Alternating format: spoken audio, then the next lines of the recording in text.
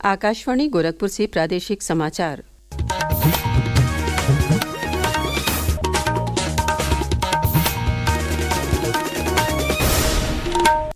नमस्कार। समाचार बुलेटिन के साथ मैं सुषमा श्रीवास्तव। पहले मुख्य समाचार। सीलबंद लिफाफे में संभल की शाही जामा मस्जिद की सर्वे रिपोर्ट अदालत में पेश। कड़ी सुरक्षा के बीच कोर्ट कमिश्नर ने किया था सर्वेक्षण। गोरखपुर में आज पहले मिनी स्पोर्ट्स कॉम्प्लेक्स का लोकार्पण करेंगे मुख्यमंत्री योगी आदित्यनाथ। नए रैन बसेरे और जल शोधन परियोजना का भी करेंगे शुभारंभ। यूपी दिवस पर मुख्यमंत्री युवा अभियान की शुरुआत करेगी प्रदेश सरकार। उद्यम लगाने के लिए युवाओं को दिया जाएगा ब्याज मुक्त ऋण। नए वर्ष में सरकारी कृषि योजनाओं का लाभ लेने के लिए ज़रूरी होगा फार्मर आईडी, नहीं होगी बार बार केवाईसी कराने की ज़रूरत। और प्रदेश के अधिकांश ज़िले शीतलहर की चपेट में, पहाड़ों पर हो रही बर्फबारी से तापमान में तेज़ी से गिरावट। और अब समाचार विस्तार से। संभल की शाही जामा मस्जिद की सर्वे रिपोर्ट कल कोर्ट कमिश्नर रमेश राघव ने सिविल जज सीनियर डिवीज़न की अदालत में पेश कर दी। सुप्रीम कोर्ट ने मामले की संवेदनशीलता को देखते हुए सर्वे रिपोर्ट सीलबंद लिफाफे में पेश करने को कहा था। कोर्ट कमिश्नर ने रिपोर्ट तैयार करने के लिए 19 और 24 नवंबर को कड़ी सुरक्षा के बीच शाही जामा मस्जिद का सर्वेक्षण किया था। इसी दौरान 24 नवंबर को हिंसा हो गई थी।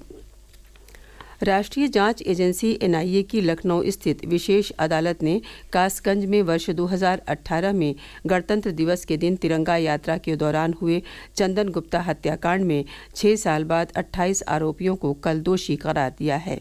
इस मामले में अभियोजन पक्ष के वकील ने बताया कि अतिरिक्त जिला एवं सत्र न्यायाधीश विवेकानंद शरण त्रिपाठी की अगुवाई वाली अदालत में आज सजा का ऐलान किया जाएगा। मुख्यमंत्री योगी आदित्यनाथ आज गोरखपुर में गोरखपुर बस्ती मंडल के पहले मिनी स्पोर्ट्स कॉम्प्लेक्स का लोकार्पण करेंगे। इस मिनी स्पोर्ट्स कॉम्प्लेक्स का निर्माण गोरखपुर विकास प्राधिकरण द्वारा करीब 6 करोड़ रुपए की लागत से मुख्यमंत्री योगी आदित्यनाथ की विधायक निधि से कराया गया है। इसके बन जाने से एथलेटिक्स, निशानेबाजी, बैडमिंटन, वॉलीबॉल, कुश्ती, लॉन टेनिस सहित कई खेलों के खिलाड़ियों को अभ्यास करने की बेहतरीन सुविधा उपलब्ध होगी। मुख्यमंत्री आज गोरखपुर में नगर निगम द्वारा 2 करोड़ रुपए से अधिक की लागत से बनवाए गए नए रैन बसेरे और 2 करोड़ 70 लाख रुपए की लागत वाली जल शोधन परियोजना का भी शुभारंभ करेंगे। इसके पहले मुख्यमंत्री ने कल गोरखपुर में रोड कनेक्टिविटी, किसान हित और खाद्य एवं दवा सुरक्षा से जुड़ी 1533 करोड़ रुपए की 9 विकास परियोजनाओं का शिलान्यास और लोकार्पण किया। कार्यक्रम को संबोधित करते हुए मुख्यमंत्री ने कहा कि उनकी सरकार प्रदेश में विकास का माहौल बनाने में जुटी हुई है। नए निवेश आ रहे हैं। अकेले गोरखपुर में पिछले 5 वर्ष के अंदर 15,000 से लेके 20,000 करोड़ रुपए का निवेश तो जमीनी धरातल पर उतरा है, जिसमें उद्योग लग चुके हुए चल रहे हैं। हजारों लोगों को नौकरी और रोजगार की गारंटी मिली है। यहां के नौजवानों को नौकरी और रोजगार की गारंटी मिली है। नए साल में नए गति के साथ हम आगे बढ़ेंगे। विकास में उत्तर प्रदेश अब पीछे नहीं रहने वाला है और उत्तर प्रदेश का नौजवान उत्तर प्रदेश के अंदर ही नौकरी और रोजगार पाएगा। प्रदेश सरकार ने कल देर रात भारतीय प्रशासनिक सेवा के 46 अधिकारियों के कार्यक्षेत्र में बदलाव करने के आदेश जारी किए।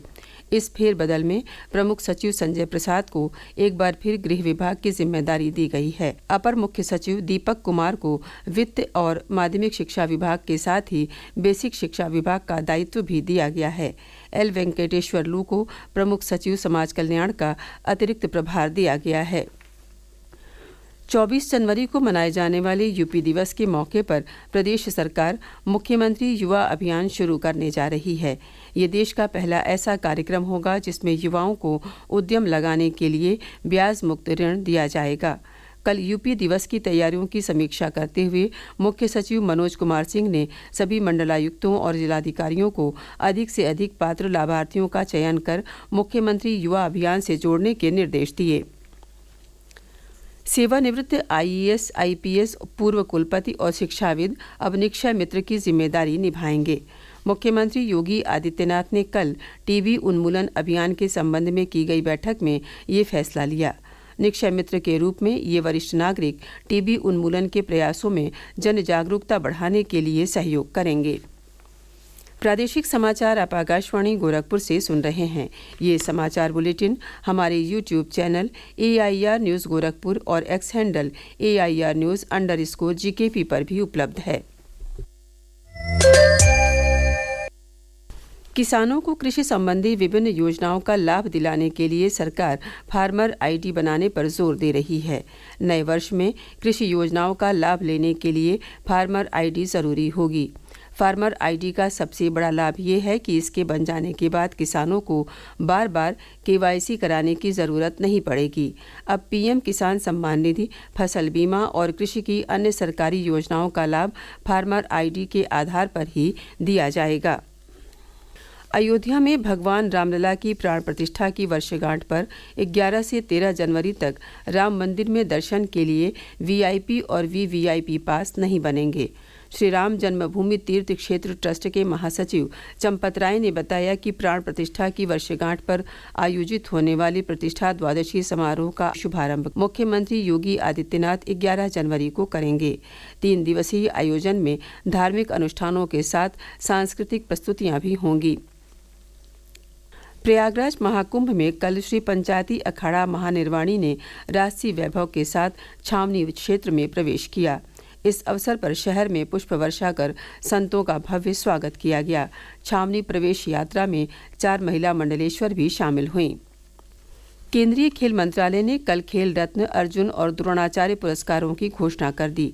नोएडा के पैरा एथलीट प्रवीण कुमार, निशानेबाजी की स्पर्धा में एक ही ओलंपिक में 2 पदक जीतने वाली मनु भाकर, शतरंज के विश्व चैंपियन डी गुकेश और ओलंपिक पदक जीतने वाली भारतीय हॉकी टीम के कप्तान हरमनप्रीत सिंह को इस वर्ष के मेजर ध्यानचंद खेल रत्न पुरस्कार से सम्मानित किया जाएगा। नोएडा की रहने वाली शतरंज खिलाड़ी वंतिका अग्रवाल और मेरठ की पैरा एथलीट प्रीति पाल सहित देश भर के 32 खिलाड़ियों को अर्जुन पुरस्कार और 5 खेल प्रशिक्षकों को द्रोणाचार्य पुरस्कार से सम्मानित किया जाएगा। ये पुरस्कार राष्ट्रपति द्रौपदी मुर्मू 17 जनवरी को राष्ट्रपति भवन में आयोजित एक विशेष समारोह में प्रदान करेंगी। पुरस्कारों की घोषणा होने के बाद खेल रत्न के लिए चयनित प्रवीण कुमार ने कहा कि इस पुरस्कार के लिए चुने जाने पर वे गौरवान्वित महसूस कर रहे हैं।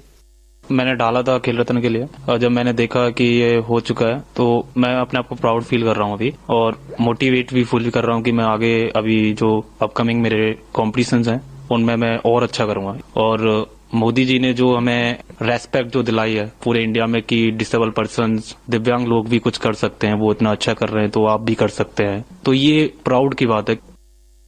प्रदेश की राजधानी लखनऊ में पहली बार हैंडबॉल की प्रतिष्ठित अंतर्राष्ट्रीय चैंपियनशिप IHF ट्रॉफी की शुरुआत आज से होगी। 7 जनवरी तक चलने वाली इस प्रतियोगिता के सभी मुकाबले KD सिंह बाबू स्टेडियम में नवनिर्मित बहुउद्देशीय हॉल में खेले जाएंगे। उत्तर प्रदेश हैंडबॉल एसोसिएशन के महासचिव डॉक्टर आनंदेश्वर पांडे ने बताया कि प्रतियोगिता की विजेता टीम विश्व चैंपियनशिप के लिए क्वालिफाई करेगी। उन्होंने बताया कि IHF ट्रॉफी में पुरुष यूथ और जूनियर श्रेणियों में मुकाबले खेले जाएंगे। इसमें भारत, बांग्लादेश, कजाकिस्तान और उज्बेकिस्तान की टीमें भाग ले रही हैं। प्रदेश के अधिकांश जिले इन दिनों शीतलहर की चपेट में हैं। पहाड़ों पर हो रही बर्फबारी के कारण लगभग सभी जिलों के तापमान में तेजी से गिरावट दर्ज की गई है। मौसम विभाग ने अगले 24 घंटों में प्रदेश के कुछ हिस्सों में रात और सुबह के समय घना कोहरा छाए रहने का अनुमान व्यक्त किया है। उसके बाद तापमान में 3 से 4 डिग्री सेल्सियस की बढ़ोतरी होने की संभावना है। और अब अंत में मुख्य समाचार एक बार फिर। सीलबंद लिफाफे में संभल की शाही जामा मस्जिद की सर्वे रिपोर्ट अदालत में पेश। कड़ी सुरक्षा के बीच कोर्ट कमिश्नर ने किया था सर्वेक्षण। गोरखपुर में आज पहले मिनी स्पोर्ट्स कॉम्प्लेक्स का लोकार्पण करेंगे मुख्यमंत्री योगी आदित्यनाथ। नए रैन बसेरे और जल शोधन परियोजना का भी करेंगे शुभारंभ। यूपी दिवस पर मुख्यमंत्री युवा अभियान की शुरुआत करेगी प्रदेश सरकार। उद्यम लगाने के लिए युवाओं को दिया जाएगा ब्याज मुक्त ऋण। नए वर्ष में सरकारी कृषि योजनाओं का लाभ लेने के लिए ज़रूरी होगा फार्मर ID, नहीं होगी बार बार KYC कराने की ज़रूरत। और प्रदेश के अधिकांश जिले शीतलहर की चपेट में, पहाड़ों पर हो रही बर्फबारी से तापमान में तेज़ी से गिरावट।